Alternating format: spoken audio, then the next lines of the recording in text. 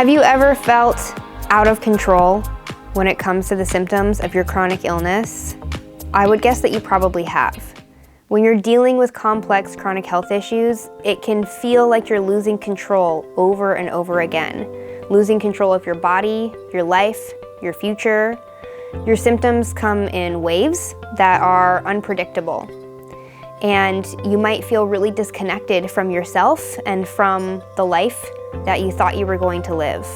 You probably feel really overwhelmed because you don't know when and if you will ever feel normal again or feel like your old self again. So if you're in that place right now, I want you to pause, take a breath, and really listen to this. You are not alone in this. I'm here to witness you. I understand what you're going through. And even though it might feel unbearable right now, even though you might feel totally lost right now, I promise you that you are not actually broken. Your body is not actually betraying you. Your body is communicating with you. Your body is telling you that the life you have been living so far hasn't been working for you. And that can be the foods you've been eating, the people you've been around, the place you've been living, the career you've chosen, the way you have a relationship with yourself, the way you interact and engage with yourself, trauma and stress and emotions that you have been pushing under the surface, the way you've been treating your body through your use of medications or substances. There can be so many reasons that your body is telling you, hey, this is not working. But that is what is going on. It's not broken, it's not betraying you, it's telling you in no uncertain terms that the life you've lived so far wasn't working. So just that sometimes can give us more of this sense of peace and control, that our body is not doing something that is crazy or incomprehensible, that our body is actually completely making sense given the life that you have lived.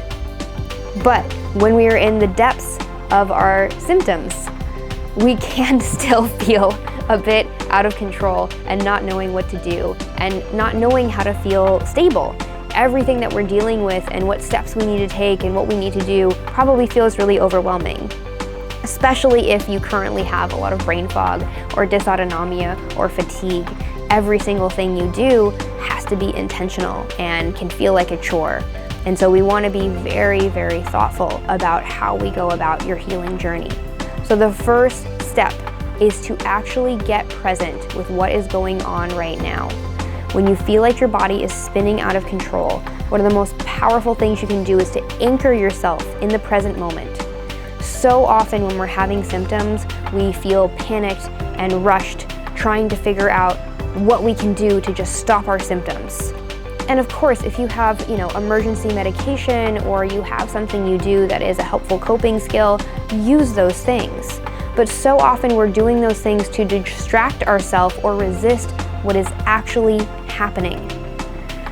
So often when we're having symptoms is because our body is afraid. It's afraid of something that it thinks is happening, is going to happen in the future, or something that already happened in the past. And it's acting as if maybe future threats or past threats are right here, right now. And so try to listen to your body. Maybe there is something going on right now that is not working for you. Maybe you're with someone or you're in a place or you've just eaten a food that doesn't work for your body and your body is trying to tell you that. So you can acknowledge that, right? You can say, oh, okay, body, you're communicating with me that what I just did wasn't working for me. And very often, when you bring yourself to the present, you will actually recognize, oh wait, there actually isn't a threat happening right now. I am safe in my home, or I am safe with my partner, or I am safe in the things that I'm eating, being helpful and nourishing for my body. And so you can shift your focus to what is real and tangible right now and pull yourself out of a spiral. So one way to really ground yourself in your current situation to see if there is actually a current threat right now that your body is reacting to is to just use some basic mindfulness. You can look around and you can see things that you can actually see right now. Like you might name 5 different objects in your room. You might check in with different colors of the rainbow that you see in your current environment. You might touch things around you. You might actually feel textures of blankets or pillows or your clothing around you to try to get yourself in touch with what is visceral right now in this moment. You might become aware of things that you can hear. You might become aware of things that you can smell. And by doing this, you are reminding your nervous system where you actually are in the current moment. You're not where you were in the past. You're not already in the future. You are right here, right now. So your mind might be racing and your symptoms might feel overwhelming, but in this moment, everything that you're experiencing is real, and this can be a communication of safety. This provides hope to our nervous system. So basic grounding skills and mindfulness skills are key to managing your symptoms. The next thing you can do is a little bit of what I was sharing before, but learn to talk to your body like it's your friend. And I know this is so hard when you feel like your body is fighting you every day and you are fighting against your body. And sometimes you have to feel that way. If like you have to get up and do something, if you have to go to work, if your kid needs something from you, you might have to push through symptoms sometimes. That can be really, really uncomfortable. But in reality, your body is not your enemy.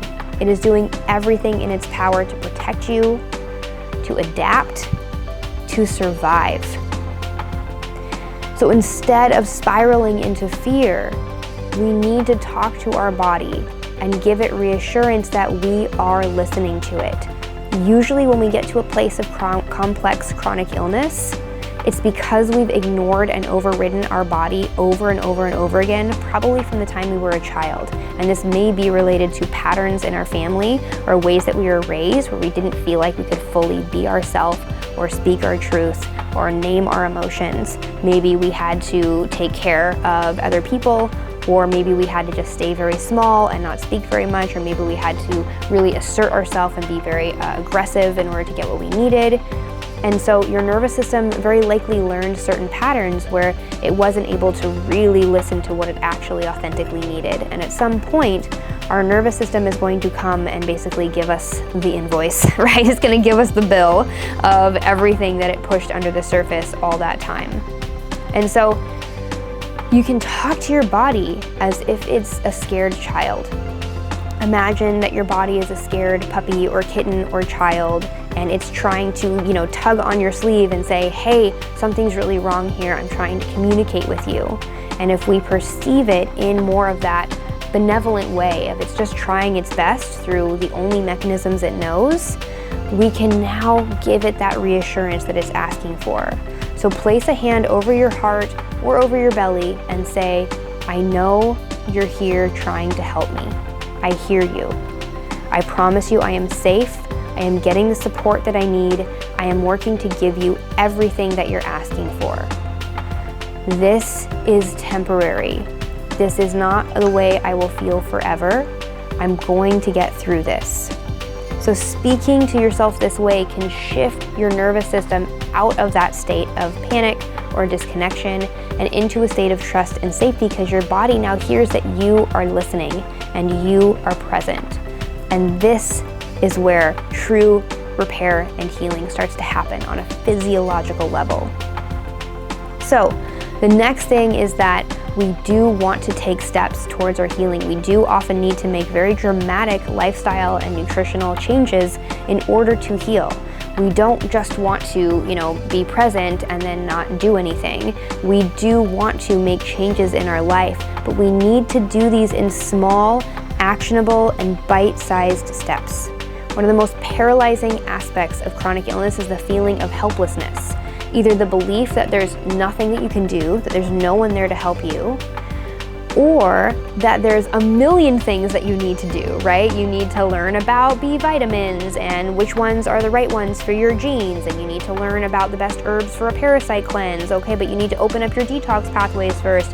Oh, but now you need to learn about minerals and mineral imbalances, and oh, but what about heavy metals, and should I be detoxing heavy metals, and should I be eating more or less fiber?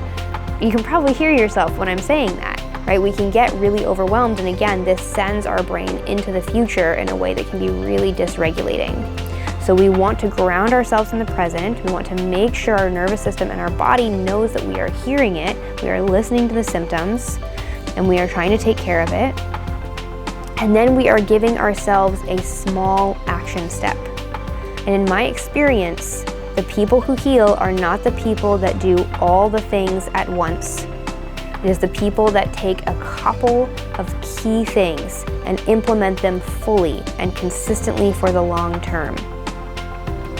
So this might mean, do I need to rest more? How can I change my daily schedule in order to have more rest time? Or do I need to start building some strength? Do I need to work on my alignment and start actually bringing movement into my daily practice? Do I need more time alone, or do I need to open up to people and accept support and attachment from the people I'm close to? Do I need to make a small and actionable change in my nutrition? Do I need to take the next step into a GAPS-style diet, or do I need to start adding fermented foods, or do I need to start adding meat stock? What is one thing that I can shift in terms of my diet? Do I need to spend more time stretching, breathing, journaling, acknowledging my emotions? These don't have to be big. In fact, if you pick just one or two of these things at a time to start implementing consistently, it's going to become a habit. It's going to become a routine, and then you'll be able to take the next steps more easily. And again, small changes done consistently move mountains. When you're trying to do every single biohacking technique you've ever heard about all at once, your body will get overwhelmed and you're not going to be able to be consistent, and you're not going to see as much progress. So, the last thing is to really let yourself surrender to the process. This is the hardest part, but I think it's actually more important than anything else that I've said in this video. If you're struggling with chronic illness, there will be days when you feel like you're making progress. You're going to see these glimmers, but then there's going to be other days when you're back at square one, or that's what it feels like. An old symptom comes back, you feel terrible, and you have no idea why. This isn't failure, this is the process of healing. Healing is not linear, it's a spiral, and it's a deep unfolding. You have to unlearn, you have to rebuild, and you have to become a different person. And usually when people resist any of these steps, unlearning, rebuilding, becoming a new person, that is where they get stuck. That is where they get stuck in a feedback loop and they stop making progress. So the ups and downs is not a sign that what you're doing isn't working. But we have to understand the bigger picture process. Are you accepting that your body is actually wise and knows how to heal if you give it the time and space and permission to do that? Are you still seeing your symptoms as a punishment or as a message? Are you taking this illness as an opportunity to become more deeply aware of yourself, to become more aligned with who you truly are, to become a better version of yourself than you ever imagined was possible? If you surrender to what is true right now in your process, in what you have the potential to become, you actually allow the deepest settling that your nervous system can do. Now your nervous system has space, and this is where true restoration, detoxification, and repairing actually happens. You have to have this experience of surrender, and you have to trust the bigger picture. This journey is not just about physical healing, it's about healing you as a person, you as a soul. Many people who walk this path and actually end up making recoveries discover that this journey was never just about getting their symptoms to go away. In fact, there are people who maybe still have occasional symptoms here and there, but are so whole and integrated and fulfilled in their lives that it doesn't even matter to them anymore. And that's really the goal. It's not just about being 100% symptom-free. It's about being in a place in your body where you trust, you know that you are on a journey to self-improvement, and you build a life that is profoundly fulfilling, no matter what else is going on with your physiology.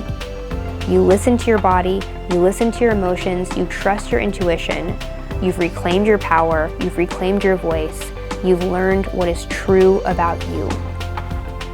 The suffering you are going through is not meaningless. Each struggle is a lesson that you can learn. Each moment that you're struggling is a moment where you can choose to keep going and keep becoming something. You can be wiser and more compassionate than you ever felt like you could be. This is not just about getting rid of your symptoms, it's about awakening on a much deeper level. So, I know a lot of this probably sounds a little bit abstract when you're in the middle of the storm, but hold on. Take those first tips around learning how to ground in the moment, learning how to talk to your body like a friend, and the rest of this will come. I promise you that healing is happening even if you can't always see it. You have the potential to evolve in ways that are profound, to gain so much resilience and strength in your soul and your spirit. You are not broken, you are becoming. If this message resonated with you, I hope you share it with someone who really needs to hear it. You can leave a comment below and tell me how you're working to navigate your hardest days. You're not alone. At Whole Body Healing, we have a whole community. We have limited openings for our 6-month intensive Immune Resilience, which will help you on all aspects of your recovery, mind, body, and spirit.